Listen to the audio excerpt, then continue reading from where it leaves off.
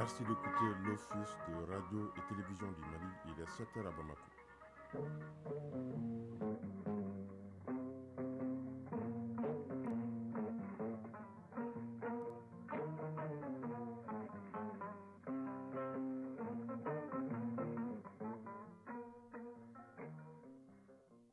Le journal. Oumar Moussa Traoré. Mercredi 10 mai 2023, bonjour et bienvenue. Ciel nuagé sur Bamako, où le mercure ne devrait pas descendre sous la barre de 29 degrés, affiché en ce moment pour une maximale de 41 degrés au cours de la journée. À la une de l'actualité de ce matin, hier, les membres du Conseil national de transition ont donné un grand coup d'accélérateur à la vaste réforme de la Grande Miette en donnant leur quitus à 4 projets majeurs de loi. Le vote des textes qui s'est fait à l'unanimité des membres de l'Assemblée législative est un palier supplémentaire dans la mise en place d'une armée davantage performante. Autre volet de l'actualité nationale, ce sont 8 500 000 Maliens qui sont attendus dans les urnes le 18 juin prochain pour dire oui ou non au projet de constitution de notre pays. Le travail sur le fichier électoral continue, mais le scrutin sera organisé sur la base de l'ancien découpage territorial. Quant à l'identification des électeurs, il n'y aura pas d'exclusivité pour la carte d'identité biométrique sécurisée. Voilà des informations de première main révélées hier après-midi au cours d'une conférence animée par le président de l'EGE, l'autorité indépendante de gestion des élections. Le film de cette conférence avec notre reporter Yaya Konaté dans cette édition. Et puis la chronique de l'environnement dans le rendez-vous du mercredi à Guibou Koulibaly évoque aujourd'hui la plateforme climat et adaptation, un espace d'échange entre acteurs intervenant dans le domaine de l'environnement. Enfin en sport football, au CAN des moins de 17 ans, les quarts de finale débutent cet après-midi avec les affiches Sénégal, Afrique du Sud et Maroc, Algérie. Le Mali lui joue demain face au Congo pour une place en demi-finale et le mondial de la catégorie. Et puis les demi-finales de la prestigieuse Ligue des Champions ont débuté hier soir. Real Madrid recevait Manchester City, 1 but partout, c'est le résultat qui a sanctionné la rencontre. Toute cette actualité du sport sera développée par Alidou Matina. Voilà pour le sommaire. Je vous le disais en titre plénière du CNT, les membres ont voté hier 4 projets de loi. Il s'agit du projet portant statut général des militaires, du projet de loi relatif à la création de la garde nationale, du projet de loi relatif à la création de la direction du matériel des hydrocarbures et du transport, ainsi que le projet de loi portant création de l'hôpital d'instruction des armées. Ces 4 projets ont en commun de permettre de donner un coup d'accélérateur à la grande réforme de l'armée en cours dans notre pays. Les membres du CNT à l'unanimité ont donné leur quitus à ce projet. Le résumé du vote avec Modibo Marikou. La montée en flèche de l'armée accompagnée par l'arsenal des lois qui va avec 4 projets de loi, parmi lesquels la loi portant création de la direction du matériel des hydrocarbures et du transport, la loi relative à la création de la garde nationale, celle portant création de l'hôpital d'instruction des armées ainsi que la loi portant statut général des militaires. Et dans un vote à l'unanimité, soit ça, 35 voix pour, 0 contre et 0 abstention, les 4 projets ont eu le quitus des membres du CNT présents. Une façon pour eux de soutenir les réformes en cours dans notre pays. Menkoro Kane, président de la Commission de la Défense nationale et de la protection civile du CNT. Je ne peux que remercier mes collègues du CNT pour avoir accepté d'avoir voté ces textes. Je suis rentré dans l'armée le 16 octobre 1972. 51 ans, je n'ai pas vu un ministre de la Défense qui s'occupe autant des hommes, de l'instruction, de l'équipement. Nous le remercions et nous l'encourageons à soutenir cet effort. Pour ce qui est de la loi portant création de la direction du matériel, des hydrocarbures et du transport des armées, elle est motivée par l'augmentation de l'effectif et du potentiel logistique. Cette loi permettra d'assurer un soutien de proximité adapté et plus efficace. La nouvelle loi relative à la création de la garde nationale, quant à elle, permettra la nomination des officiers supérieurs à ces postes en plus des officiers généraux du corps. Pour ce qui est de la loi portant création de l'hôpital d'instruction des armées, elle a pour but de compléter la chaîne d'évacuation des forces en opération et améliorer les conditions de prise en charge socio-sanitaire des populations. Enfin, pour ce qui est de la loi portant statut général des militaires, elle permettra d'une part l'opérationnalisation effective de la militarisation de la police et de la protection civile et d'autre part le renforcement des capacités des forces armées. En somme, un pas de géant dans la grande réforme de notre armée amorcée depuis quelque temps. Colonel Sadio Kamara, ministre de la Défense et des anciens combattants. Nous nous sentons une fois de plus rassurés dans la poursuite de notre objectif qui est de bâtir un modèle d'armée très performant pour répondre aux enjeux sécuritaires nationaux dans un contexte régional et international préoccupant. Raison pour laquelle nous travaillons tous les jours pour mieux nous équiper, acquérir des moyens sophistiqués, former et entraîner nos hommes. Les membres du CNT, avant de porter leur voix sur les 4 projets de loi, ont toutefois fait des amendements et posé quelques questions sur des aspects qui, à leur avis, méritaient d'être éclaircis. Des questions qui n'ont pas manqué d'être répondues par les ministres de la Défense et des anciens combattants, ainsi que la Commission de défense au cours de cette session. Tout autre chose à présent, une conférence régionale de 2 jours sur la sécurité est organisée dans notre pays par le Centre de Genève pour la gouvernance du secteur de la sécurité. La rencontre de haut niveau, qui enregistre aussi quelques pays de la sous-région, se veut un cadre d'échange, de diagnostics et de propositions de recommandations pour faire face aux défis liés à la participation citoyenne, à la gouvernance et à la coproduction de la sécurité en Afrique de l'Ouest et au Sahel. Le point avec Alidjou Matina. La sécurité est le premier devoir de l'État vis-à-vis du citoyen. Et depuis quelques années, en Afrique de l'Ouest et au Sahel, elle reste fragile et exige de nos jours des perspectives d'organisation efficaces avec l'adhésion totale du citoyen. En vue de contribuer et favoriser la participation citoyenne à la gouvernance et à la coproduction de la sécurité dynamique régionale et approche nationale en Afrique de l'Ouest et au Sahel, le Centre de Genève pour la gouvernance du secteur de la sécurité DECAF initie cette rencontre régionale de haut niveau de 2 jours. Madame Eliane Kouti, ambassadrice de Norvège au Mali. La sécurité sous-régionale nous préoccupe tous, si l'on est citoyen du Mali, du Burkina ou du Niger, ou un partenaire occidental. C'est pour cela aussi que la Norvège a décidé de cofinancer avec l'ambassade du Danemark le projet régional de paix et stabilisation au Sahel, le PSP, depuis plusieurs années. Participent à cette rencontre les institutions publiques, les organisations de la société civile, puis certains pays de la sous-région, le Burkina Faso, le Niger, la Côte d'Ivoire et le Sénégal. Une telle initiative contribue à renforcer les différentes réformes en cours sur le plan sécuritaire. Inspecteur général Yacouba Diallo, représentant du ministre de la Sécurité et de la Protection civile. Je salue la tenue de cette conférence régionale au moment où notre pays traverse une période cruciale de son histoire. C'est une opportunité pour nous de soutenir des débats scientifiques et constructifs sur la sécurité, la bonne gouvernance et la citoyenneté. La conférence offre ainsi l'occasion de comprendre, d'évaluer et d'identifier les défis et attirer l'attention des décideurs sur les dynamiques régionales et les approches nationales de gouvernance participative et de coproduction de la sécurité. Autre titre de l'actualité de ce matin, environ 8 500 000 électeurs sont attendus aux urnes pour le référendum constitutionnel prévu le 18 juin prochain. Le travail sur le fichier électoral continue, mais le scrutin sera organisé sur la base de l'ancien découpage territorial. Quant à l'identification des électeurs, il n'y aura pas d'exclusivité pour la carte d'identité biométrique sécurisée. Autant d'informations révélées hier après-midi au cours d'une conférence animée par le président de l'EJ, Maître Moustapha Cissé, qui a voulu rassurer les Maliens. Tous les moyens sont disponibles aujourd'hui pour réussir le référendum constitutionnel. Reportage Yara Konati. En termes d'organisation structurelle de l'EJ, nous sommes prêts. À l'autorité indépendante de gestion des élections, la sérénité reste de mise à l'annonce de la convocation du collège électoral pour le référendum constitutionnel. Une décision d'ailleurs à laquelle elle a été associée et qui ne la surprend guère, reconnaît son président, qui voudrait rassurer les uns et les autres. Par rapport d'abord à la mise en place de ce démembrement.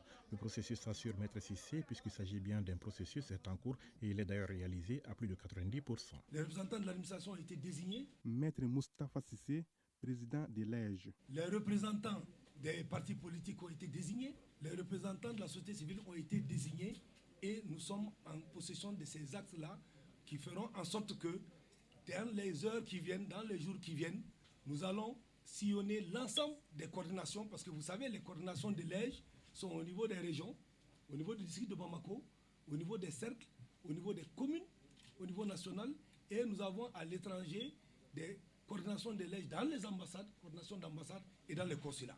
Donc, il nous reste maintenant pratiquement la phase de la nomination et de l'installation. L'installation suivie bien sûr de la prestation de serment. En réalité, c'est des étapes d'installation. Ces étapes d'installation se font en principe en 48 heures.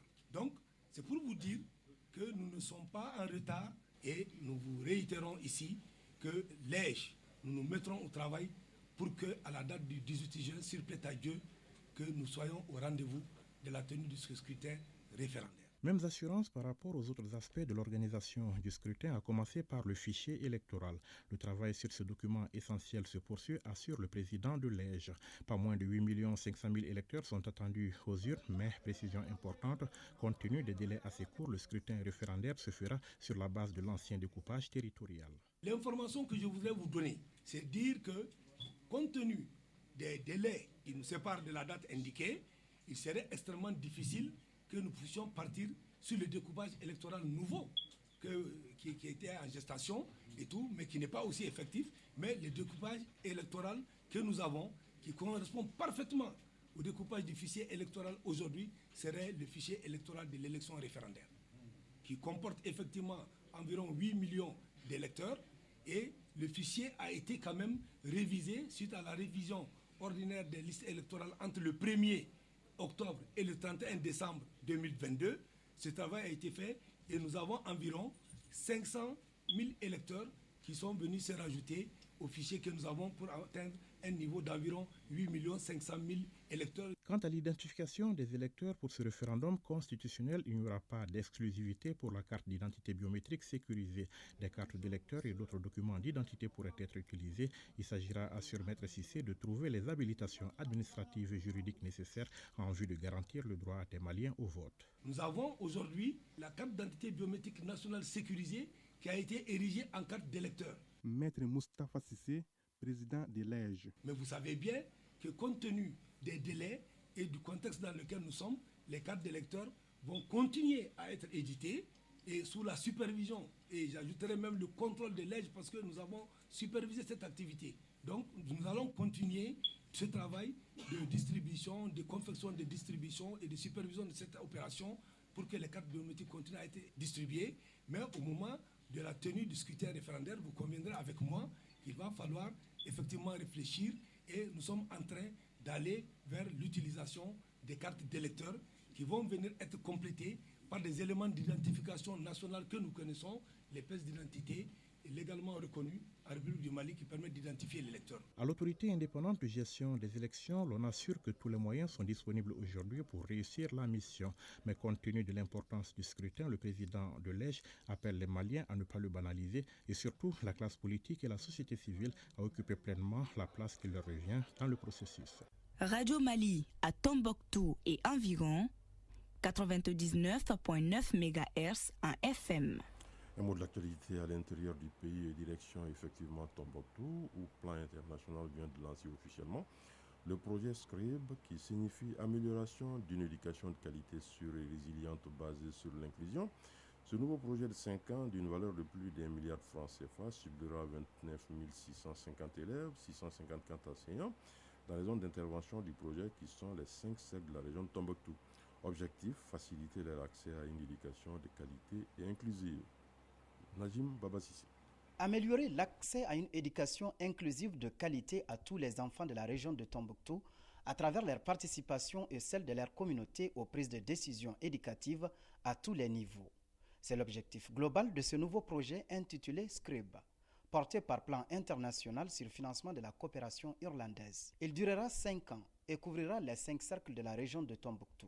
Constante Thiona, directeur pays de Plan International au Mali. D'un montant de 1,2 milliard de francs CFA, ce projet vise à garantir l'accès à l'éducation en situation d'urgence pour les filles, les garçons et les adolescents âgés de 3 à 18 ans et qui sont touchés par des crises dans la zone d'intervention du projet. Le projet SCRIB s'évertuera à mettre en œuvre des programmes d'éducation accélérée, sensibilisation des communautés sur l'éducation pour tous, le renforcement des capacités des enseignants, des conseillers pédagogiques, des staffs d'ONG partenaires sur les violences basées sur le genre et la réduction des risques et catastrophes ainsi que l'élaboration de plans de contingence dans les écoles et les communautés. Wayaseo Tamboura, directeur de l'Académie d'enseignement de Tombouctou.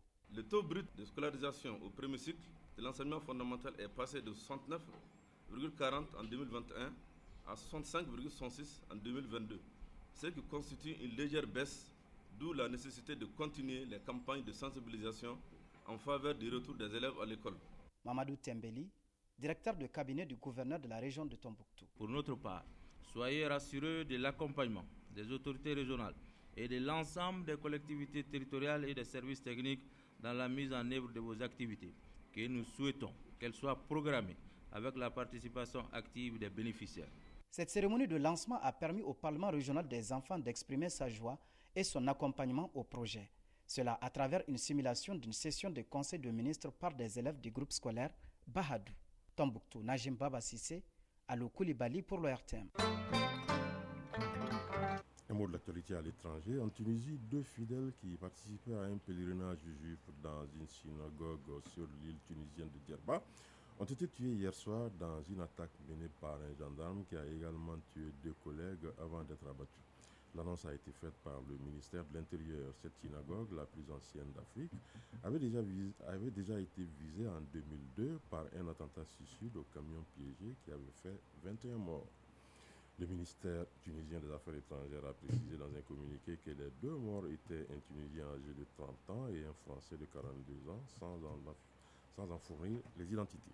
L'ancien président des États-Unis, Donald Trump, qui espère reconquérir la Maison-Blanche en 2024, a été jugé responsable par le jury d'un tribunal civil de New York de l'agression sexuelle en 1996 de l'ancienne journaliste Jean Carroll, à qui il devra verser 5 millions de dommages et intérêts.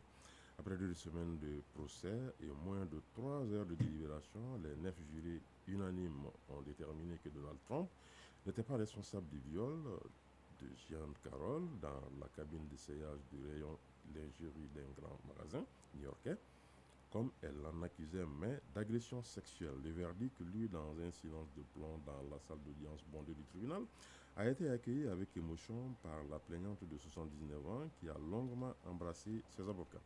L'ex-premier ministre pakistanais Imran Khan a été arrêté hier alors qu'il a comparaissait devant un tribunal d'Islamabad pour l'une des nombreuses affaires le visant depuis qu'il a été chassé du pouvoir en avril 2022. L'annonce a été faite par la police. Les responsables du parti de M. Khan, le mouvement du Pakistan pour la justice, ont exhorté leurs partisans à descendre dans la rue, mais la police a prévenu qu'un arrêté interdisant les rassemblements de plus de 4 personnes était en vigueur et qui serait strictement appliqué. Les chaînes de télévision locales ont montré des scènes de bousculade à l'extérieur du tribunal où des centaines de partisans du PTI se sont heurtés aux agents de sécurité. La page sport dans un instant.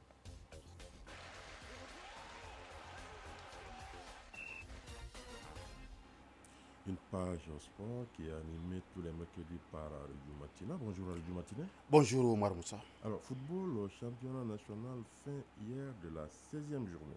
Oui, il restait 2 matchs pour boucler cette 16e journée déjà en difficulté en termes de résultats. L'USC Kita s'est encore incliné. L'équipe de Kita a été battue hier 2-1 par l'AS Police. L'AS Real de Bamako de son côté s'est imposé 2-0 devant un autre club en difficulté. Il s'agit de Yélé Olympique. Depuis le début de la Ligue 1, Yélé Olympique est en train de subir la loi des autres formations. Le classement général après la 16e journée, le Djilba Athletic Club est premier avec 32 points. 32 points également pour l'AS Real de Bamako. Mais les Rouges de Bamako ont une meilleure différence de but, plus 14 contre plus 13 pour l'AS Real. L'AS Bakaridjan, elle occupe la 3e place avec 25 points en bas du tableau. L'USC Kita est 15e avec 9 points et Yélé Olympique est dernier, lanterne rouge avec 6 points. Oui, Aridou, je vous propose d'évoquer à présent la CAN des cadets en Algérie. Les quarts de finale débutent aujourd'hui. Au programme, il y aura 2 rencontres impressionnantes en phase de poule.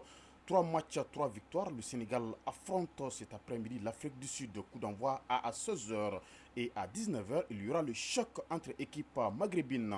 Le Maroc, qui a terminé premier de son groupe, défie l'Algérie, pays hôte de la compétition, qui a fini 2e de sa poule. Et demain jeudi, les 2 derniers quarts de finale se joueront. Le Mali affronte le Congo à 16h. Et à 19h, le Nigeria jouera contre le Burkina Faso. Compétitions africaines des clubs, les demi-finales allées de la Coupe de la Confédération se jouent ce mercredi. Pour la manche aller, le club tanzanien de Young Africans de la Tanzanie, de nos compatriotes Djigui Adjara et Mamadou Doumbia, reçoit à Dar es Salaam Marimo Galante d'Afrique du Sud, coup d'envoi à 3h et à 16h. Les Ivoiriens de l'ASEC Mimosa de Côte d'Ivoire accueillent USM d'Alger. Concernant les demi-finales allées de la Ligue africaine des champions, elles sont prévues demain jeudi. L'Espérance de Tunis affronte Al-Ahly d'Égypte et le Wydad de Casablanca affronte Mamelodi Sundowns d'Afrique du Sud. Nous allons terminer à présent par la prestigieuse Ligue européenne des champions. La première demi-finale allée s'est soldée hier soir par un nul. Pas de vainqueur entre le Real Madrid et Manchester City lors de la première demi-finale. À l'heure de la prestigieuse et lucrative Ligue européenne des champions, les deux géants du football européen ont finalement fait match nul, un but partout. Finalement, tout se jouera au retour le mercredi prochain chez Manchester City qui va recevoir cette fois-ci le Real Madrid. Le compteur est à 0 entre les deux clubs car le but marqué à l'extérieur ne compte plus dans les compétitions européennes. Merci beaucoup, Aléjo Matina. Chronique de l'environnement. Agir avec les communautés, la plateforme climat et adaptation est un espace d'échange entre acteurs intervenant dans le domaine de l'environnement.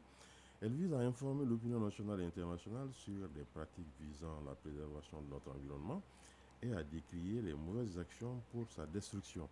Pour ce faire, la plateforme s'active à tous les niveaux pour sauvegarder et protéger l'environnement. La chronique de l'environnement est une réalisation de Agibou Koulibaly.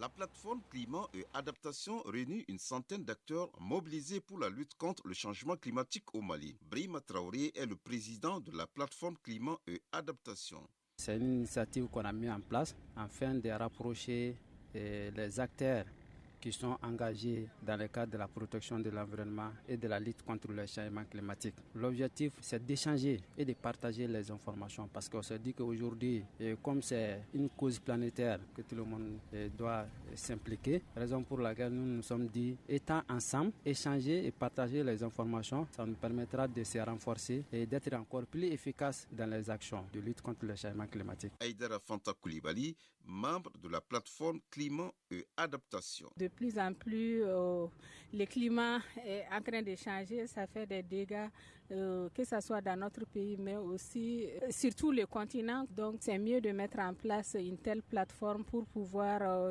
réfléchir sur les voies et moyens pour endiguer les problèmes. La plateforme est focalisée sur plusieurs domaines d'activité stratégiques. Aïdara Fanta Koulibaly, membre de la plateforme climat et adaptation. Les activités que nous avons menées, nous faisons des réflexions, nous faisons des échanges d'expériences aussi sur la plateforme, mais aussi des formations. Surtout, il y a beaucoup d'informations que nous recevons à travers la plateforme.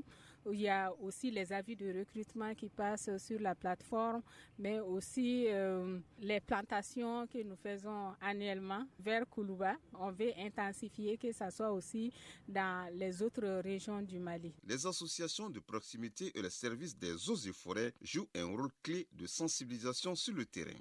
Amadou Diawara, responsable des pionniers en commune 3. Notre article 7 même dit que le pionnier aime la nature, il protège les arbres et les animaux. Car nous, pionniers, on sait que vraiment, planter un arbre, c'est très important.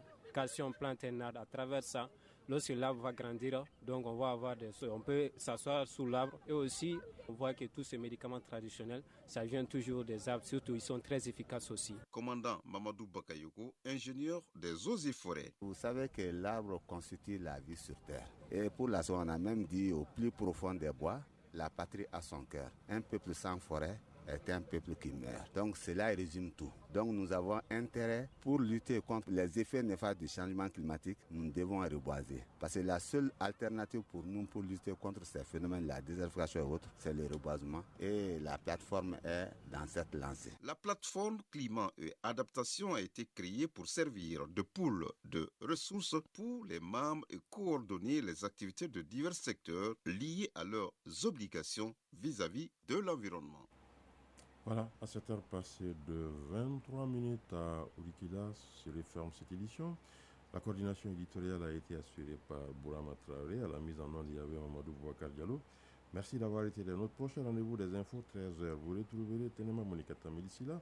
Je propose de suivre tout à l'heure la page météo avec Dianeva Doumbia, des avis et communiqués avec Doudou Tembili. Retrouvez cette édition sur www.ortm.ml et sur l'ensemble de nos plateformes digitales. La mise en ligne de la présente a été assurée par Cheikh Omar Traoré. Excellente suite de programmes sur l'ORTM.